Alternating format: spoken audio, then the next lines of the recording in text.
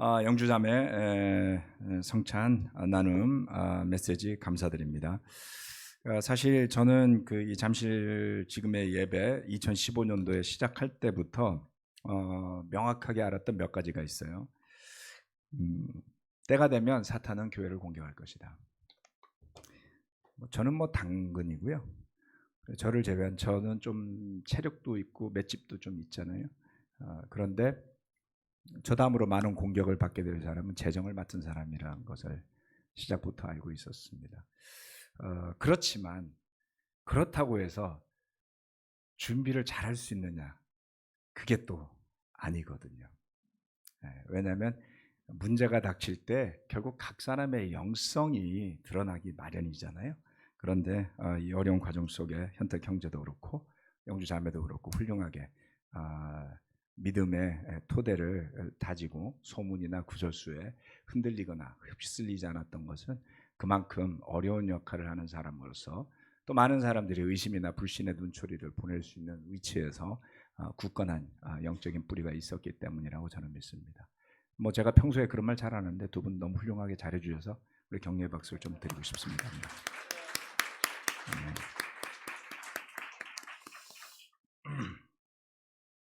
네, 경험을 해봐서 그렇습니다. 늘 그 자리에 있는 사람들이 어려웠죠. 자, 그리고 이제 8월 첫 주에 황금 연휴의 마지막은 아니죠. 제대로 된 휴가의 그 와중에 우리가 주불리 일정을 잡았는데요. 한 번도 그때 잡은 적이 없었습니다. 여러 가지 이유 때문에 일단 비싸서 못했죠. 그런데 이번에는 그때 나를 준 거예요. 우리가 정한 게 아니고요.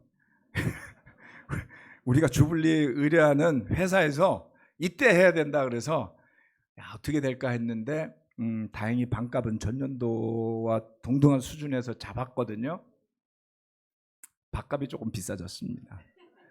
그 정도는 좀 감안할 수 있을 것 같고 요즘은 짜장면도 10,000원 하는 시대잖아요. 그래서 좀 그런 것을 감안한다면은 이번 주불리는 기대를 가지고 좀 미리부터 시간을 확보하시고 빠짐없이 동참해 주시기를 부탁을 드립니다. 제가 행사에 대해서 꼭 참여해라 이런 경우 거의 없잖아요. 네, 정말입니다. 제가 행사에 대해서 우리 잠실교 형제자매들에게 꼭 해라 이런 말 한 적 없는데 이번은 좀 하셔야지 돼요. 이유가 있습니다. 왜냐하면 작년에 우리가 수련회를 갔잖아요. 결혼부 수련회. 작년에 결혼부 수련회를 왜 갔냐면 누가 가자 그랬죠 그때? 전 집사님 기억나세요? 누가 가자 그랬던 거예요? 네? 박 집사님이 가자 그랬나? 아무튼 정신 사나워 죽겠는데 수련회를 하자는 거예요. 그래서 제가 그래요 갑시다 이러고서 이제 그래서 전 마지못해 간 거예요. 그래서 그 준비를 행사를 우리 박희진 집사님이 다 준비하고 그 다음에 팀 캠프 일주일 전에 했는데 불구하고 또 우리 김민수 전도사님이 우리 주불리 수련회에서는 처음 하는 이제 워십 서비스를 했죠. 그 2시간 반 했나요? 거의 한 2시간, 3시간 가까이 했어요. 아무튼. 근데 그 수련회를 끝나고 마치면서 하시는 많은 분들이 듣기 좋으라고 한 말은 아니었습니다. 왜냐하면 누구 들으라고 말할 대상들도 없었고요. 그냥 다들 참석하신 분들은 역대 최고였다. 근데 저도 역대 최고였거든요. 왠지 아세요? 안 피곤하더라고요. 집중이 너무 잘 되는 거예요. 제가 수련회나 주불리를 하면 정말 피곤하거든요. 행사 일정도 짜야 되고 미팅도 해야 되고 가면 매번 일이 너무 많았는데 다른 분들이 피곤하셨던 거 아니에요? 혹시 내가 이러니까 갑자기 미안해지네? 예. 그냥 안 피곤한 거예요. 그리고 너무 집중이 잘 되는 거예요. 어떻게 이럴 수가 있지? 그때 느낀 게 있습니다. 행사가 아닌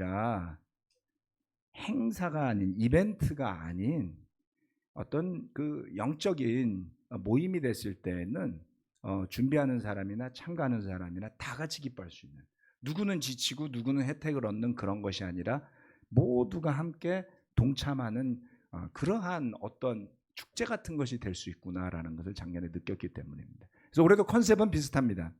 행사가 아니라 우리 박정 목사님이 대가족이라고 그랬거든요. 모르겠어요. 뭐 하여튼 그래서 대가족 예배, 그래서 우리 같이 모이는 예배 대가족 예배인데요. 큰 가족이 모여서 드리는 영적인 그런 좋은 회복과 또 배움과 나눔과 연결의 자리가 되었으면 하는 바람입니다. 그래서 시간들을 꼭 내시고 빠짐없이 참석해 주시기를 권해드리겠습니다. 네, 잠실교회는 작년에 두 가지 터닝 포인트가 있었어요. 첫 번째는 제신임 투표였고요. 제신임 투표였고요. 두 번째는 여름 수련회였습니다.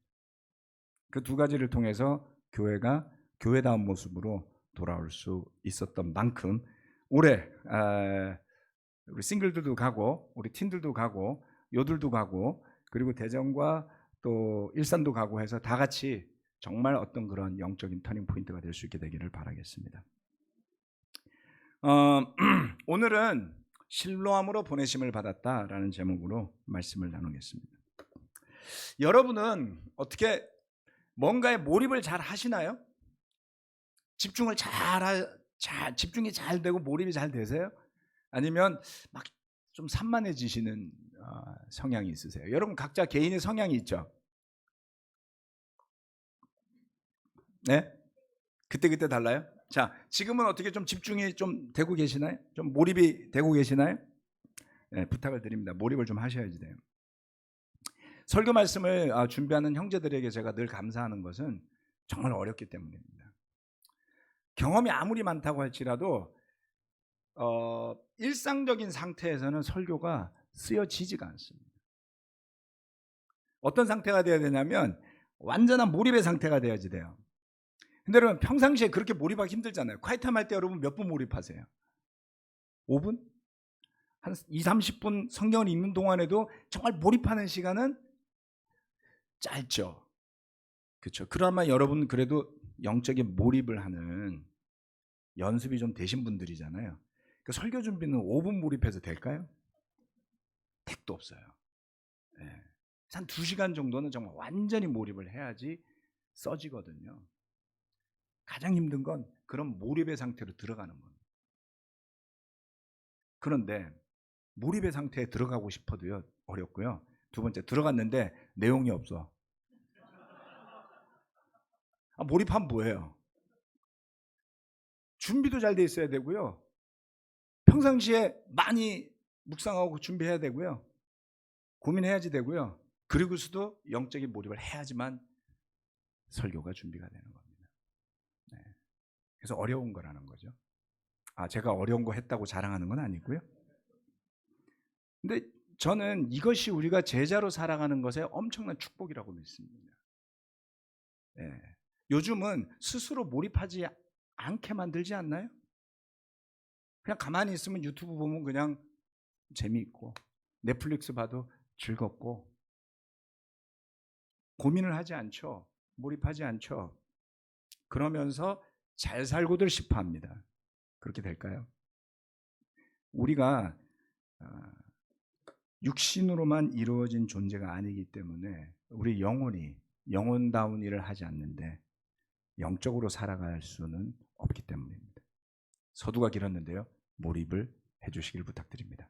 자, 실로암으로 보내심을 받았다. 이 설교 제목이 의미가 좀 있습니다. 이 사진은 뭐로 보이세요, 여러분? 지하 터널로 보이죠? 그런데 보면 뭐 이렇게 지도 같은 게 좀 있고 설명 같은 게 좀 있죠. 2004년에 예루살렘의 실로암 지역에서 한 아랍 사람의 집에 하수도관이 터졌어요. 하수도는 밑에 있잖아요. 그래서 그 관이 터지는 바람에 땅을 파다 보니까 지하에 있는 시설을 발굴하게 되었어요. 그래서 2004년으로부터 2019년도까지 약 15년에 걸쳐서 지하에 있는 시설을 발굴했는데 그게 뭐냐면 총 700m에 달하는 실로암 연못에서부터 예루살렘 성전에까지 가는 순례자의 길이라는 겁니다. 이게 지하에 있었던 거예요. 지금 현재 약 600m 가량의 길이가 복구되었고 2019년에 잠시 오프닝 행사를 했다고 합니다. 아마도 향후에 성지순례를 가시는 분들은 여기를 걸어보실 기회가 있지 않을까 싶어요. 이 길을 왜 순례자의 길이라고 부르냐면요, 실로암 연못에서 이스라엘의 백성들, 특히 디아스포라에 흩어져 사는 사람들이 예루살렘의 6월절 축제라든가 뭐 77절이라든가 지켜야 하는 그 의무를 다하기 위해서 몰려든 순례객들이 있죠. 시편 말씀은 그런 사람들의 노래가 많잖아요. 그 사람들이 왔을 때 성전에 올라가기 전에 반드시 들리는 곳이 있는데 그곳이 실로암 연못입니다. 그 연못에서 정결의식을 행하고 난 후에 몸과 마음과 영이 깨끗하게 되고 나서 성전을 향해 올라가는 거예요. 약 700m 가량을. 그런데 이 길을 놀랍게도 누가 만들었는지 아세요? 본디오 빌라도랍니다. 유대인들을 잔인하게 다스린 것으로 유명한 본디오 빌라도가 유대인들의 환심을 사기 위해서 이 길을 만들었다라고 하죠.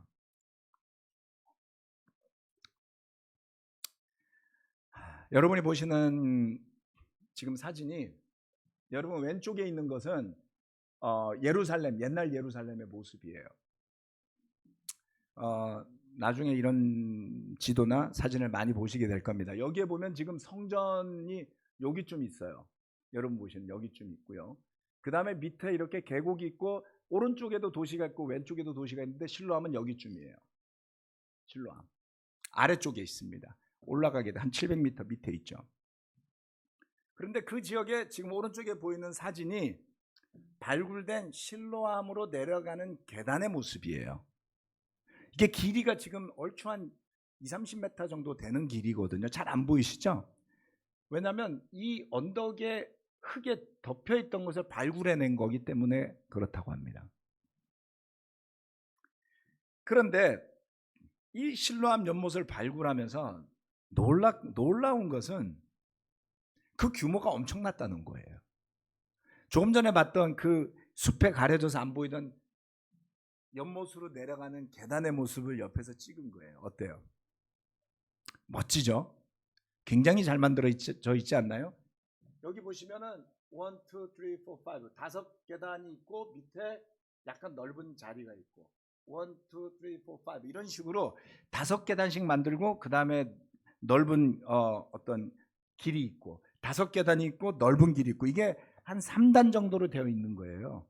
그러니까 얼마나 많은 사람들이 여기로 올 수 있었겠어요.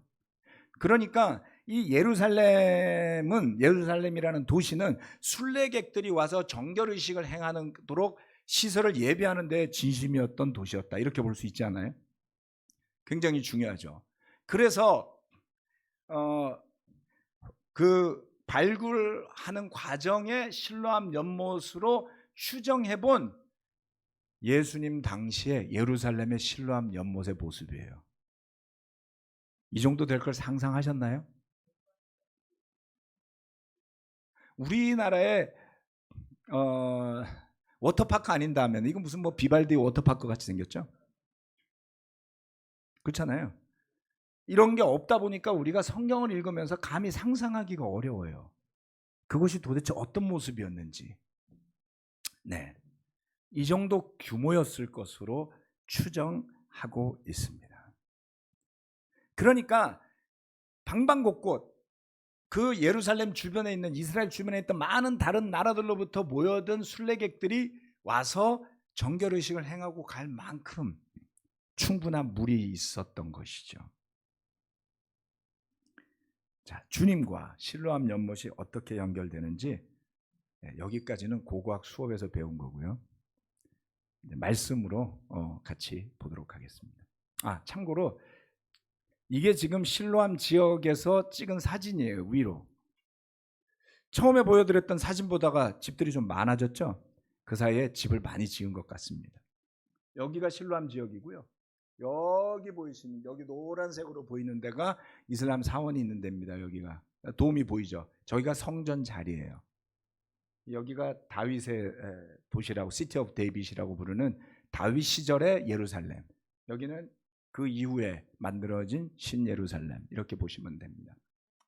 아직 안 가봤는데 제가 성지순례를 하기 전에 제대로 된 정보를 다 확인하고 가려고 준비 중에 있습니다. 언제 한번 갈까요? 네. 요한복음 9장 1절로부터 3절 말씀. 제자들은 이런 상상을 하며 살아야 즐겁습니다. 예수께서 가시다가 날 때부터 눈먼 사람을 보셨다. 제자들이 예수께 물었다. 선생님, 이 사람이 눈먼 사람으로 태어난 것이 누구의 죄 때문입니까? 이 사람의 죄입니까? 부모의 죄입니까? 예수께서 대답하셨다. 이 사람이 죄를 지은 것도 아니요, 그의 부모가 죄를 지은 것도 아니다. 하나님께서 하시는 일들을 그에게서 드러내시려는 것이다. 어느 날 이 요한복음 9장은 굉장히, 사실 요한복음 한 장 한 장이 다 너무나 내용이 많잖아요. 굉장히 내용이 많습니다. 한 장 안에. 여기도 내용이 많은데 어쨌건 서두에 예수님이 어느 날 가시다가 날 때부터 눈먼 한 사람을 보셨어요. 여기까지는 평범한 일이죠. 그런데 제자들이 예수님께 뜬금없는 질문을 던져요. 예수님이 먼저 물어볼까 봐 쫄아서 그랬을까요? 가끔 예수님이 질문하면 막 버벅대잖아요. 제자들이 이번엔 물어봤어요. 선생님, 이 사람이 이렇게 된 게 누구 죄 때문이죠? 이렇게 물어봤습니다.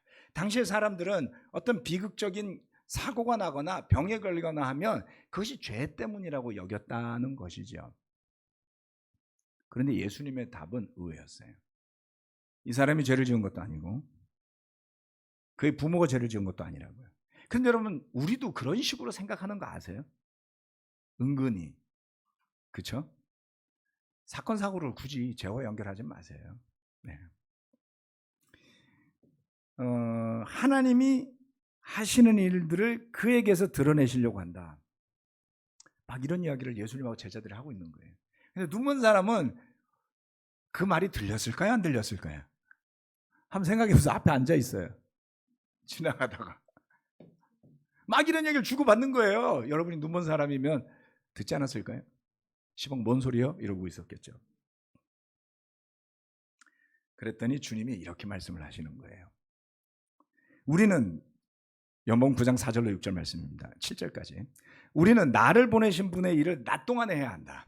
아무도 일할 수 없는 밤이 곧 온다. 내가 세상에 있는 동안 나는 세상의 빛이다. 예수께서 이 말씀을 하신 뒤에 땅에 침을 뱉어서 그것으로 진흙을 개어 그의 눈에 바르시고 그에게 실로암 못으로 가서 씻으라고 말씀하셨다. 실로암은 번역하면 보냄을 받았다는 뜻이다. 그 눈먼 사람이 가서 씻고 눈이 밝아져서 돌아갔다. 예수님이 이 눈먼 사람을 만난 자리가 조금 전에 말씀드린 그 700m의 도상의 어디쯤이었겠죠.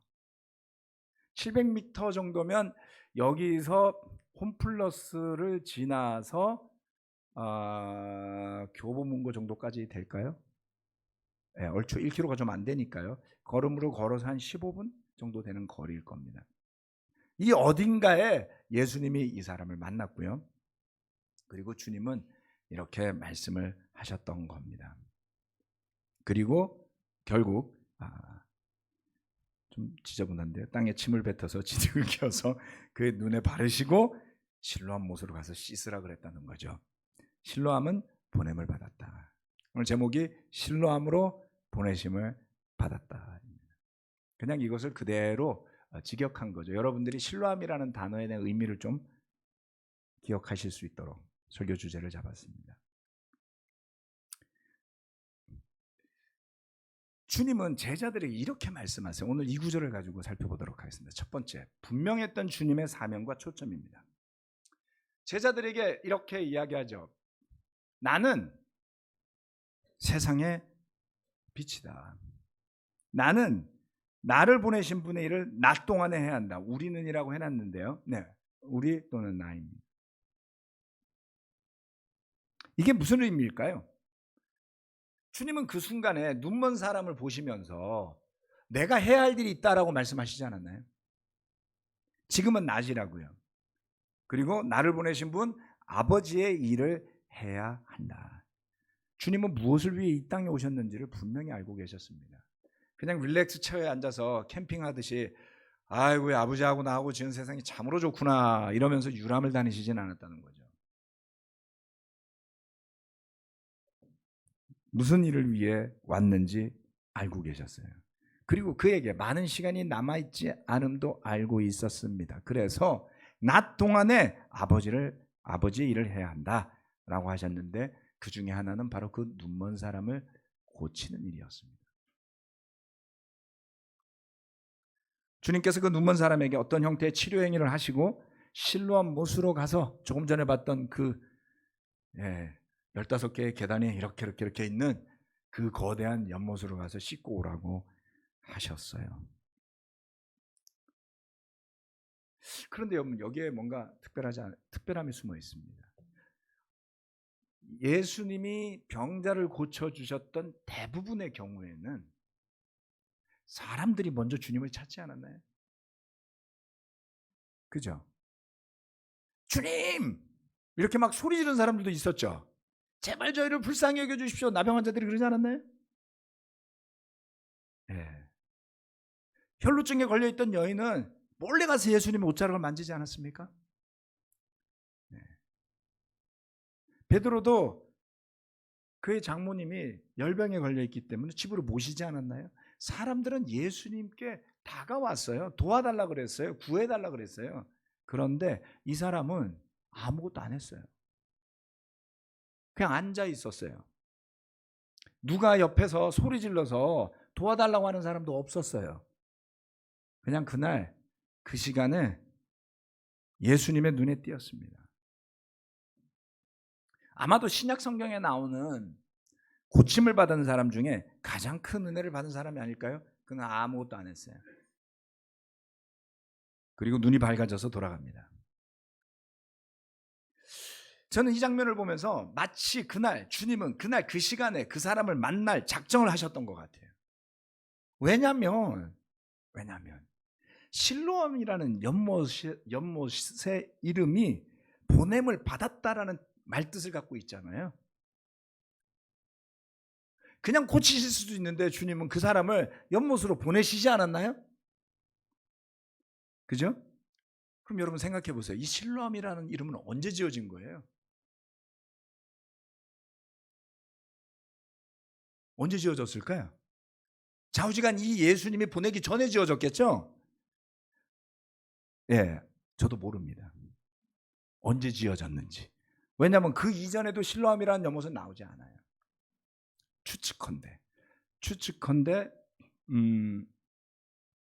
헤롯 시대에 성전을 새롭게 증축하면서 에스라와 느헤미야가 지었던 제2성전을 증개축을 하면서 거기에 걸맞는 시설을 만든 것이 아닐까라고 생각한다면, 네, 예수님이 오시기 전에 얼마 되지 않은 100년 안의 시기에 이 연못이 만들어졌을 가능성이 있죠. 물론 그 자리에는 워낙은 어떤 형태의 물을 푸는 시설들이 있었을 가능성이 있습니다. 그런데 그곳의 이름이 실로암이라는 거죠. 왜 실로암이었을까? 그렇죠? 그 전까지 사람들은 그 장소가 실로암이었어야 할 이유를 알지 못했을 거예요. 그런데 주님은 그 실로암이라는 연못의 의미대로 그 사람을 보내서 눈을 가서 씻고 눈을 뜨게 했던 것이었죠. 엄청난 규모의 실로암 연못과 그곳을 찾는 수많은 순례객들이 있었음에도 불구하고 마치 그 모든 일들이 이날 주님께서 그 사람을 보내는 일을 위해서 존재했던 것처럼, 바로 그 일 때문에 학자들이 그 실로암 연못을 찾으려고 얼마나 애를 썼겠습니까? 그리고 찾아낸 것이죠. 주님이 그에게 주어지신 사명에 충실했을 때 일어난 한 일, 그 일은 그 물로 연못으로 보냄을 받은 사람이 고침을 받는 이야기였던 것입니다. 여러분도 보내심을 받은 적이 있습니까? 우리 자신이 주님의 제자로 부르심을 받았을 때를 떠올려 봅시다. 여러분은 어떤 마음을 먹고 제자가 될 결심을 하셨었나요? 그때 받았던, 느꼈던, 확신했던 사명, 의식과 초점은 어떻습니까? 예수님의 제자로 살겠다는 결심의 가장 큰 핵심은 그를 따르는 것이죠. 제자로서 우리의 사명과 초점, 누가복음 9장 23절 너무나 익히 잘 아는 구절입니다. 그리고 예수께서 모든 사람에게 말씀하셨다. 나를 따라오려는 사람은 자기를 부인하고 날마다 자기 십자가를 지고 나를 따라오너라. 주님을 따르는 삶, 주님을 믿는 삶, 성령님의 인도하심을 따라 자기를 부인하며 날마다 자신의 십자가를 지는 삶, 그 모든 것의 중심에 우리가 아니라 예수님이 있습니다.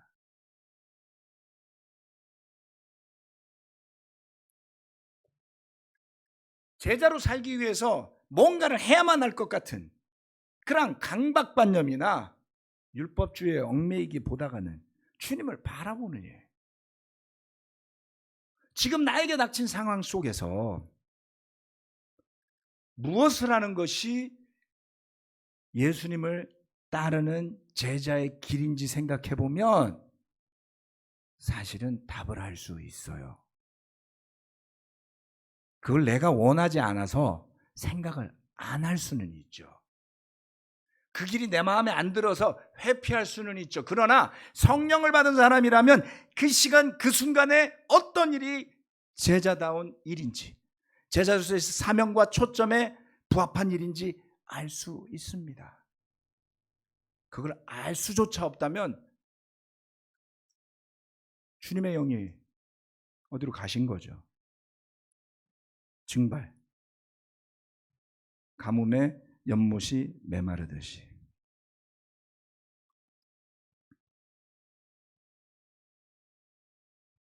자신의 생각, 자신의 감정, 자신의 욕구 보다가 주님의 뜻에 순종하라는 것.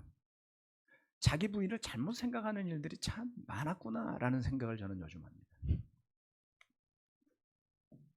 여러분 자기 부인을 어떻게 보세요? 내가 좋아하는 것도 하지 말아야 되고, 내가 즐겨하는 것도 하지 말아야 되고, 내가 너무나 좋아하는 맛있는 것도 먹지 말아야 되고, 그렇게 해서 다이어트 성공하시는 분들이 계시던가요? 마치 자신을 괴롭히기만 하고 다이어트에 실패하듯 자기 부인을 다이어트처럼 생각하시는 분들은 진정한 의미에서 자기 부인에 실패하기 마련입니다. 욕구에 대한 억제가 아니라 주님의 제자로 살기 위해 어떤 순간에 자기를 부인해야 할 일이 생길 뿐이에요. 그런데 주님의 제자로 살기 위해서 자기를 부인해야 하는 일이나 상황이 생기는 것은 좋은 일 아닙니까? 왜요? 목적이 있는 거니까요. 목적이 있는 거니까요. 저는 등산을 좋아하거든요. 근데 산에 가면 힘들어요. 고통스러워요. 그렇죠? 아무리 체력이 좋아도 심박수가 190까지 올라갑니다. 죽을 것 같죠? 근데 그게 왜 좋은지 아세요? 그렇게 갔다 오고 나면 그냥 모든 게 리셋이 돼요. 몸이 릴렉스해져요. 사고도 릴렉스해져요. 그리고 행복해져요. 그래서 고통스러운 순간에 자기를 부인하는 겁니다. 이 고통을 이겨내면 보상이 있죠. 성취감도 있고요. 튼튼해지고요. 일상에서 힘을 낼 수 있습니다. 제가 2000년대 초에 허리를 여러 번 다쳐가지고 한 2달 동안 침대에 누워 있었던 적이 있었습니다. 그리고 그게 회복되는데 한 3년이 넘게 걸렸어요. 주일 예배 때 설교하고 나면 서 있을 수가 없었어요. 몇 년을. 그래서 교제를 앉아서 했습니다. 젊은 시절에요. 30대 초반 때. 중반이었나? 35대. 얼마나 괴로워요. 지하철을 타면 다리가 후들거려요. 운동을 못하니까요. 운전을 하면 허리가 아파서 장시간 운전도 못합니다. 네, 제 아내가 고생을 많이 했죠. 와이프가. 아무튼 미안하게 생각합니다. 지금도. 그런데 등산을 했더니 지하철에서 서 있을 수가 있게 됐어요. 업무를 처리하는데 힘이 더 생겨났어요. 집중할 수 있었어요. 저는 영성을 그렇게 봅니다. 좋아하는 것을 못하게 하는 것이 자기 부인이 아니고요. 주님의 뜻과 내 욕심이 충돌할 때에 믿음의 선택을 하라는 거죠. 고통스럽죠. 그만두고 싶은데요. 그 길로 가기 싫은데요. 그대로 그냥 내려가서 돌아가서 맛있는 밥만 먹고 가고 싶은데요. 살찌고 건강 나빠질 거 뻔히 알면서. 그런데 그 순간 자기를 부인했을 때 성장하는 것처럼 영적인 것입니다. 그런 일들이 누적이 되고 성령의 열매가 맺히며 살다 보면 우리는 더욱더 그리스도를 향해 다가서는 사람으로 성장하고 변해가지 않을까요? 거기에는 제한이 없습니다, 여러분. 돈을 벌면 얼마나 더 벌겠습니까? 이미 먹고 살 만큼 벌게 해주셨잖아요. 근데 왜 돈 하면서 살아야 되겠냐고요? 먹고 살 만한데. 나이도 들고 은퇴도 얼마 안 남았고, 여기 그런 분들 계시죠? 네, 40대 중반 아직 한참 갈 것 같지만 15년이면 끝나요. 네, 이제 할부도 못해요. 안 빌려줄 거거든요, 좀 지나면. 은퇴할 사람이라서. 얼마나 자괴감이 들까요? 건강은 나빠지고 모아놓은 건 없는 것 같고 세상은 잘 되는 것 같고 나는 안 되는 것 같고. 여러분의 영은, 성령은 어디로 가셨나요? 우리가 더욱더 그리스도를 향해 다가가려고 한다면 그 주님의 사명과 초점이 분명했던 것처럼 우리 또한 분명한 사명감과 초점을 가지고 살 수 있고요. 믿음에서 성장하는 것에는 제한이 없습니다. 은퇴하셔도 여전히 영적으로 깊어지실 수 있고 성장하실 수 있어요. 이게 얼마나 어려운 걸까요? 그렇죠? 정말 주님이 기뻐하실 만한 믿음의 사람이 되는 것보다 가치 있는 게 이 세상에 있을까요? 두 번째, 분명한 정체성과 자신감입니다. 주님은 그렇게 눈먼 사람을 고치시면서 자신에 대해 이렇게 말씀하십니다. 내가 세상에 있는 동안 나는 세상의 빛이다. 자신감, 요즘 표현으로 쩔죠. 어르신들 이게 무슨 말인지 잘 모르실 텐데 하여튼 끝내준다 뭐 이런 뜻입니다. 네. 그게 왜 그런 단어가 됐는지 저도 모르겠어요. 언어는 굉장히 놀랍게 진화하거든요. 그런데 여러분, 예수님 이 표현 한 번만 하신 게 아니에요. 그냥 어쩌다 툭 튀어나온 말이 아닙니다. 나는 세상의 빛이다. 요한복음 8장 12절 말씀, 예수께서 다시 그들에게 말씀하셨다. 나는 세상의 빛이다. 나를 따르는 사람은 어둠 속에 다니지 아니하고 생명의 빛을 얻을 것이다. 확신이 있지 않습니까? 주님은 자신의 정체성에 대한 분명한 자신감이 있었어요. 나 누구지? 이런 적이 없단 말이죠. 뚜렷한 자신감이 있었어요. 사람들은 이와 같은 주님의 선포, 뚜렷한 정체성, 자신감에 어떻게 반응했을까요? 요즘 세상 이러면 돌 맞기 쉽습니다. 자신감이 있어도 없는 것처럼 감춰야 되고요. 그렇지 않나요? 겸손한 척 해야 되잖아요. 예수님의 이런 선포의 반응은 두 가지로 갈리게 됩니다.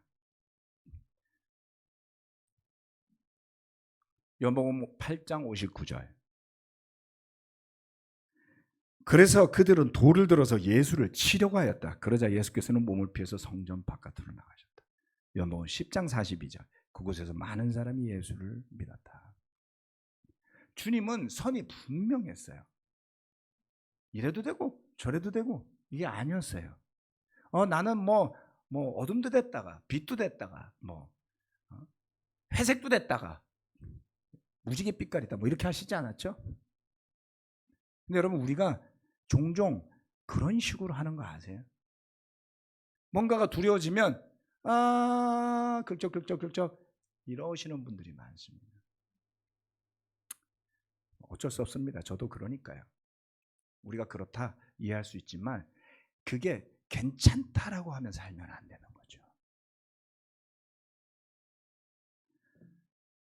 주님은 정체성이 분명했고 자신에 대해서 말하기를 꺼려하지 않았습니다. 그랬더니 어떤 사람은 그를 돌로 치려고 했어요. 어떤 사람은 주님이 전하는 것을 믿습니다. 여러분, 여러분의 정체성이 뚜렷하면 어떤 사람은 돌로 치려고 할 거예요. 그래서 지혜를 발휘해서 적당히 둥글게 이렇게 할 수도 있을 겁니다. 그런데 뚜렷한 정체성이 없는데 누가 믿고 따르겠습니까? 우리가 틀린 것을 말한다면 주의해야죠. 명확한 사실이 아닌 것, 심지어 그것이 사실이라 할지라도 덕이 되지 않는다면 함부로 말하는 걸 주의해야 합니다. 그러나 확실한 정체성에 대한 자신감은 그런 것과는 다른 것이죠.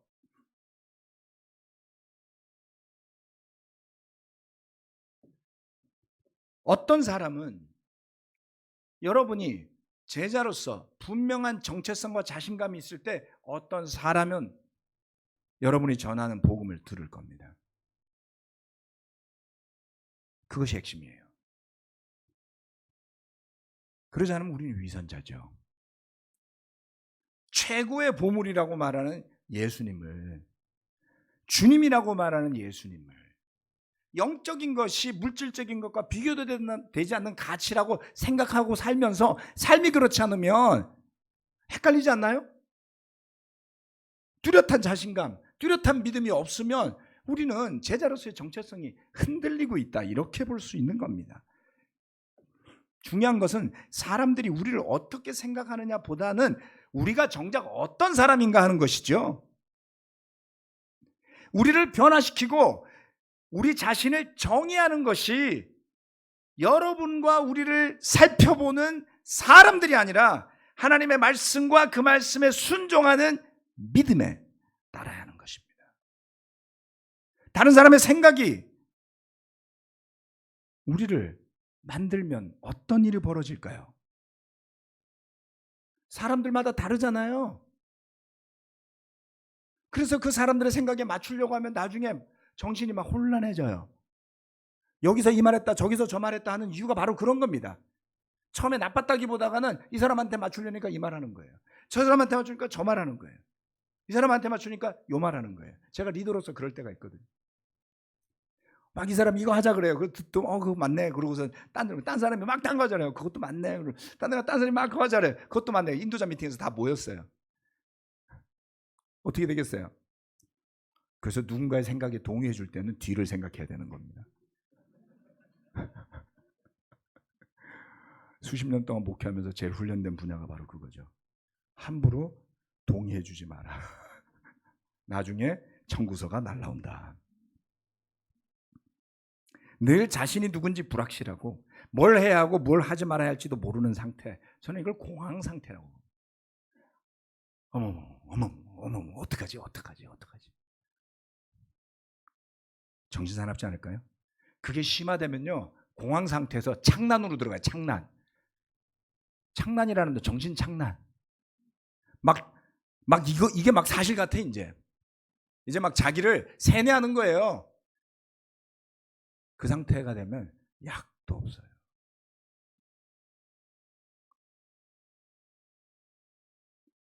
저 사람 어쩌다 저렇게 됐지? 병원에 가면요 멀쩡하다 그래요. 네. 그런데 같이 뭔가 하기 어려운 지경에 빠지는 분들을 하나님이 보게 해주셨어요. 왜 그러는지 나도 몰라요. 제자로서의 뚜렷한 정체성에 대한 근거가 바뀐 것 같아요. 하나님의 말씀에서, 예수님의 가르침에서, 성령의 인도하심에서 자기의 감정과 느낌으로, 그러면 왔다 갔다 할 수 있지 않을까요? 말씀이 나를 변화시키는 게 아니라 내가 말씀을 변화시키는 거죠. 당연히 공황 상태 아니에요? 제자로서의 공황 상태? 기준이 사라져 버렸으니까요. 저는 제가 기준이 되는 것을 싫어하기 시작했다고 그랬잖아요. 오전에 했던 말도 기억이 안 나는 사람이 기준이 되면 큰일 나죠. 주님은 제자들에게 뭐라고 하셨을까요? 네, 이제 마지막입니다. 마태복음 5장 14절로 16절 말씀, 14, 16절 말씀. 너희는 세상의 빛이다. 산 위에 세운 마을은 숨길 수 없다. 이와 같이 너희 빛을 사람에게 비추어서 그들이 너희의 착한 행실을 보고 하늘에 계신 너희 아버지께 영광을 돌리게 하여라. 아멘. 주님을 따랐기 때문에 주님의 제자들은 빛이 될 수 있었습니다. 우리가 예수님을 주님으로 믿고 고백하고 회개하고 침례를 받고 거듭났기 때문에 우리도 세상의 빛이 될 수 있었습니다. 그 빛을 비추는 존재로 변하여 살게 되었죠. 우리 자신이 빛의 근원은 아니잖아요. 그렇죠? 모세가 하나님을 대면하고 내려와서 그의 뒤에 후광이 있었던 것처럼, 그런데 시간이 지나니까 그 후광이 사라졌죠. 우리 또한 마찬가지입니다. 복음 때문에, 예수님 때문에 빛을 내는 사람이 되었는데 예수님은 어디로 가고 나만 남으면 그 빛은 어디로 갈까요?